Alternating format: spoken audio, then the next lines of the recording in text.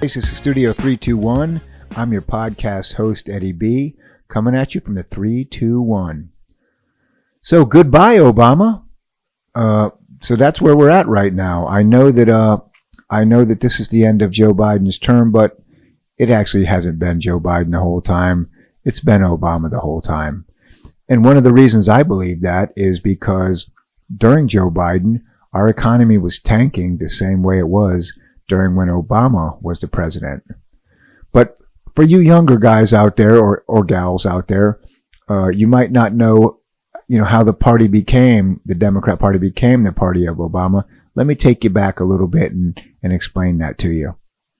So in 2008, Obama, he came on the scene and he was a young, good-looking, smooth-talking African-American.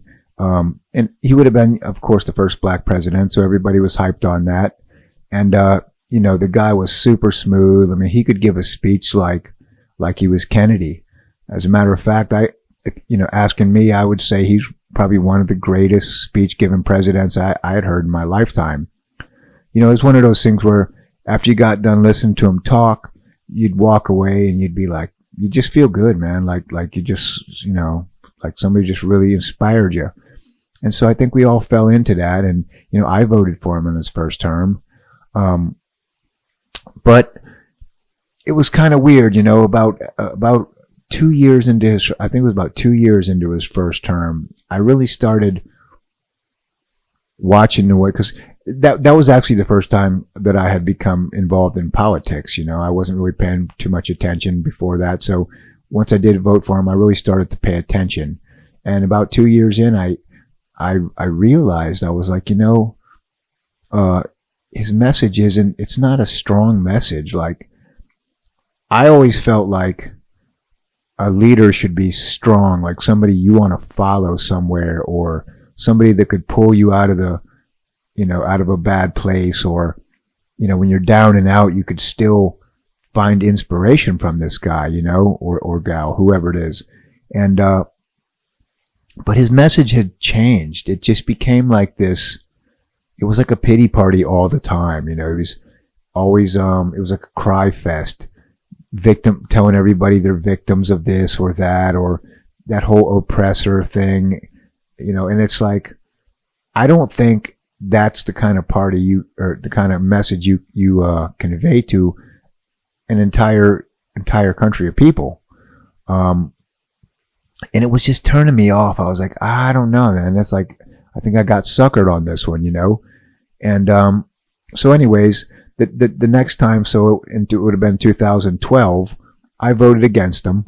But he won again, and then when he won that one, I think he just kind of went full on lefty, man. And, it became really weird to me. I was seeing like I felt like everything he had ran on and said in the beginning was really not him at all.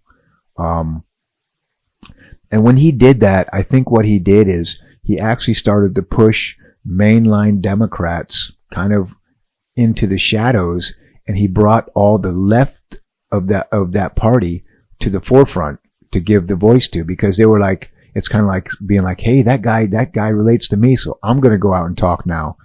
And you got to realize something. The Democrat Party has changed. Actually, I believe it has completely flipped roles with the Republican Party. Back in those days, every working man and woman that, was overpaid and, overworked and underpaid in this country, was a Democrat. All of us. I mean, everybody, your plumbers, electricians, your regular workers, truck drivers, waitresses, warehouse workers, everybody. All your normal folks were Democrats, and then you had the Republicans back then were a bunch of old stuffy white guys, and, they were the rich bankers and all that. That seemed really out of touch to the rest of us, right? So we all stuck together because we didn't have a lot of money, but we had a lot of numbers. And that was the Democrat Party. I loved that party. I did. It was salt of the earth, building things, making things happen. Those kind of people, man. Backyard barbecue, and just that was the Democrat Party back in those days. But then when Obama got in there, like I said, he started pushing it to the left, and then on his second term, it seemed like it just kind of went crazy, and all the lefties were coming out of the woodwork. Now, again, when I say lefty, I'm not talking about a run-of-the-mill Democrat, because I have a lot of respect for them. I do. They're really just like a run-of-the-mill Republican nowadays. They were just hardworking, would love to get a leg up. Mostly underpaid, trying to get somewhere, raise their families. And so that's the kind of, I love those kind of people. But they got pushed into the dark of that party. And then here comes the lefties with all their, self-loathing, crybaby, constantly protesting. It was like a modern hippie party in my mind. And, it's like all activism and no real action. You walk around, everybody's running around with signs protesting, but they don't know how to fix anything, and that's what I felt like that party became. I mean, it's easy to complain about things, and say something's wrong. I mean, I could give you 100 things right now that I could say wrong, but I don't know how to fix them all, and it's so that seemed like that's what the party became. They just ran around whining and crying, but with no solutions. So, fast forward off of that, 2016 came along, and here comes Donald Trump. He gets elected. He basically got elected because of Obama. A lot of people don't like to acknowledge that, but that's the truth. Because Obama the economy was tanking. It seemed to me like he just ignored all the important stuff and was running around hanging out with movie stars and stuff. And because he always had celebrities at the White House and all these people that didn't have anything to do with running the country, and that seemed like that's what he did. So here comes Trump in 2016, and then of course he had his 4 years, and I thought he did well, considering the amount of stuff they were pulling on him, and we all know about that. We've all been around the last 4 years, and that was insane. But Barack Obama wasn't finished with the party at that time. When Trump won, it was a shock to them. I'm sure Obama was shocked. I know Hillary Clinton was shocked. And then, I believe that Obama has been running the country basically from the shadows ever since, because Trump did his 4 years, and then they put Joe Biden up, which everybody knew in the background was, look, you can say what you want about Joe Biden, but whether you like him or don't, back in his younger days, he was still considered an idiot. A lot of people in Congress, like when you talk to people going way back, he was considered like a loudmouth, and he would always say stupid stuff, and he was considered like one of the dumber senators. And, so he gets elected president, but he still he wasn't even close to in his prime, because he was, way too old. And so I believe they were just letting Obama run it, basically like a shadow government, and Joe Biden as the face of it. And again, going back to my reasoning on that was because it just seemed like the economy was terrible under Joe Biden, just like it was terrible under Barack Obama. And it's unfortunate, because then our representation isn't correct. You vote for somebody, they're supposed to run the country, but you see that wasn't what was going on. But I feel like now, Donald Trump has basically flushed them all down the drain. I mean, you've got the Obamas, they campaign for Joe, and they campaign for Kamala, and it didn't do them any good for Kamala.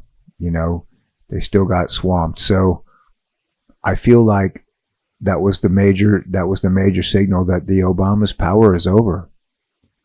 And I'm glad, I'm super glad for that. You know, they need to just stay retired, take all that money they made grifting off the government, and you know, live their life, live the rest of their life the way they want to do it.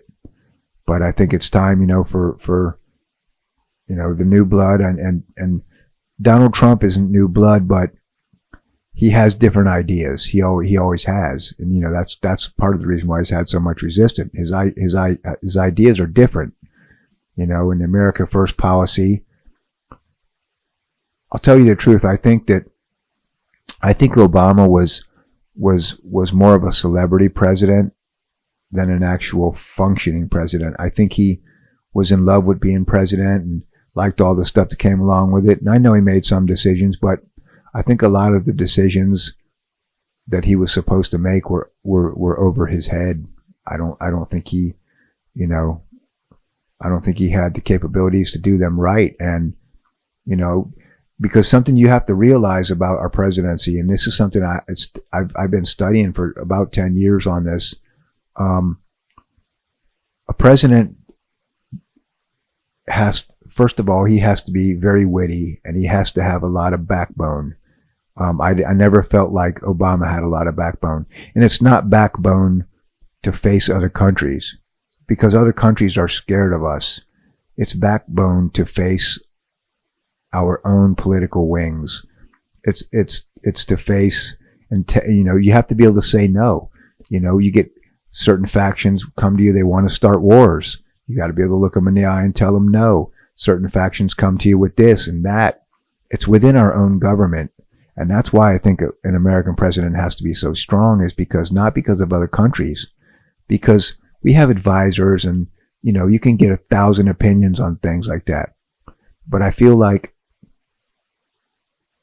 our own political agendas, and there's a bunch of them, they're constantly tugging at the president to try to get him to go one way or the other. And he does have to make that decision, because he can veto stuff and get rid of it. You know, he's the executive branch. So it's one of three parts. And that's where the president's strength has to come in. And I believe Donald Trump's got that strength. Obviously, he's a maniac. I mean, you guys, you know, you've seen what he's been through. I don't need to rehash all that stuff. But he's obviously a strong man, and he believes in what he says. And you got to have that as a president, because our intel agencies and I believe the other factions of the government will push you around if you're soft. And I believe that's what happened. I believe Obama was manipulated into doing things and pushed in certain directions, because he didn't have a lot of business knowledge of his own, because Obama didn't have any business knowledge coming into the job. He had never owned a business before. He was basically an activist, then a senator. You know, he had good schooling, but, you know, that doesn't mean everything. And then he was president, you know. So a lot of that business intuition you have to develop from doing, you know, business over years and years. And that's where Trump's got his edge. You know, he's a New York businessman, so, you know, he's been dealing with some of the worst his whole life. And he knows how to deal with it, you know, so. But I'm just really glad that this is over. The country needs to go in a different direction. We all know that. Even some of my Democrat friends that, you know, hate Donald Trump, and, you know, they won't admit it to me, but you can see it when you talk to them about stuff. They're glad that Joe Biden's era is over, but it's also Barack Obama's era. So, good riddance, Obama. Good riddance, Biden, and let's turn the page and get something else started. So, alright guys, thank you. If you like my video, please like and subscribe. Shoot me a comment. Just don't scream at me. I won't scream at you. And you guys have a good night out there in Florida. Coming to you from the 321. Be safe, and I'll talk to you again soon. Thanks.